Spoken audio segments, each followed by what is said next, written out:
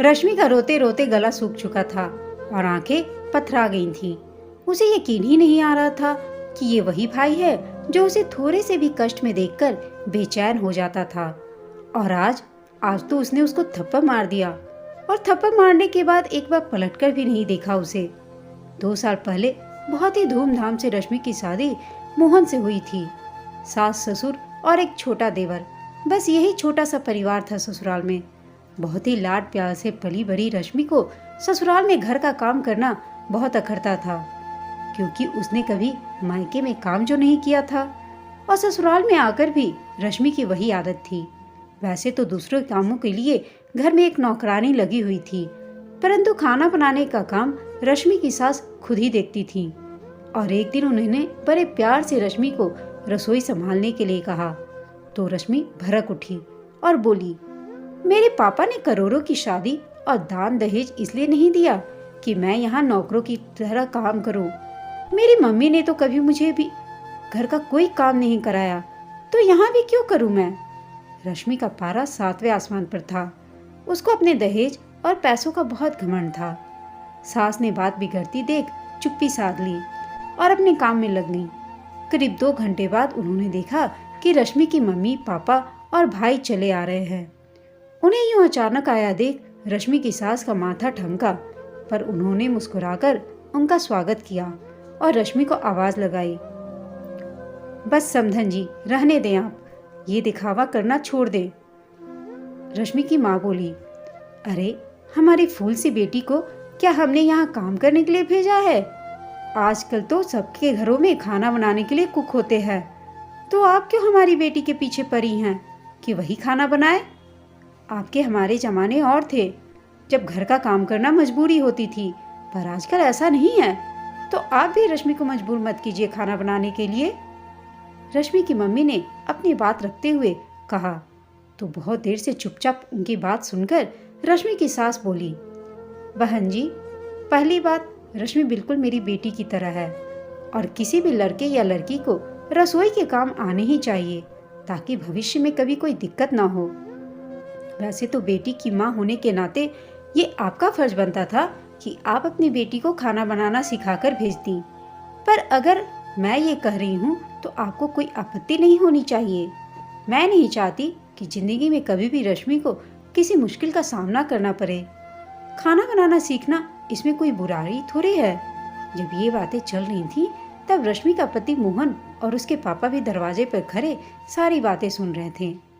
मोहन ने रश्मि को घर की छोटी सी बात के लिए अपने पीहर वालों को बुलाने के लिए डांटा भी, तो रश्मि और बिफर पड़ी और साथ ना रहने का बोलकर अपने मम्मी पापा और भाई के साथ अपने मायके लौट आई। रश्मि की सास ने उसे खूब मनाने की कोशिश की और घर लौट आने के लिए भी कहा, पर रश्मि ने साफ इनकार कर दिया। कुछ वक्त गुजरा, पर रश्मि वापस नहीं आई। मोहन माँ बाप के सामने शर्मिंदा था अपनी पत्नी की इस हरकत के लिए, लेकिन रश्मि पर इसका कोई असर नहीं पड़ा। वो मस्ती से अपने मायके में थी। 1 साल बाद रश्मि के भाई की भी शादी हो गई, पर अब भाभी के आ जाने से वहाँ की चीजें बदलने लगीं। कल तक जो काम रश्मि से पूछकर होते थे, अब प्राथमिकता उसकी भाभी को दी जाती थी। यही बात रश्मि को बुरी लगने लगी।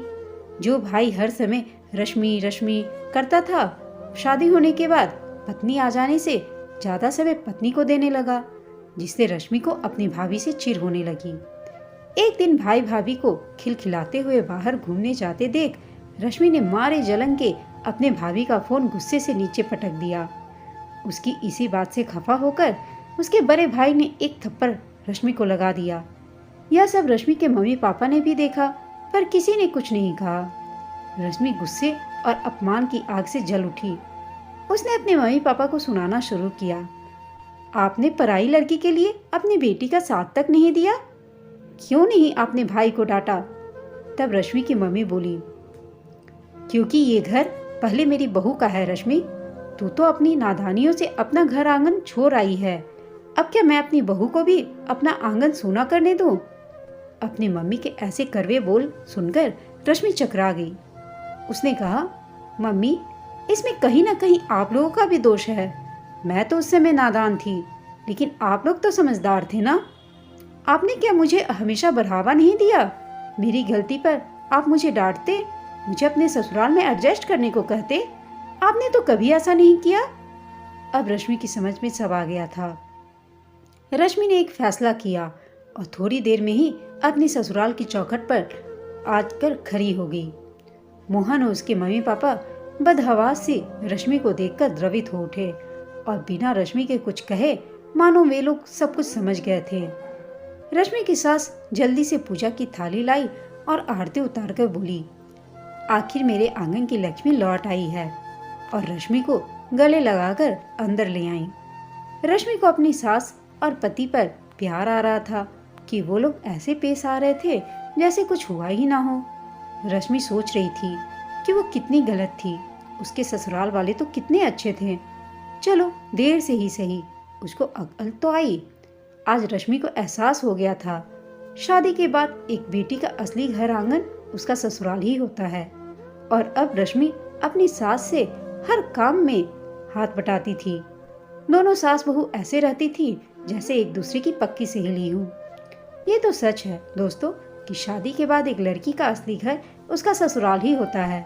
शादी के बाद लड़की मायके के लिए पराई हो जाती है और अपने ससुराल या मायके की छोटी छोटी बातों को इधर उधर नहीं करना चाहिए।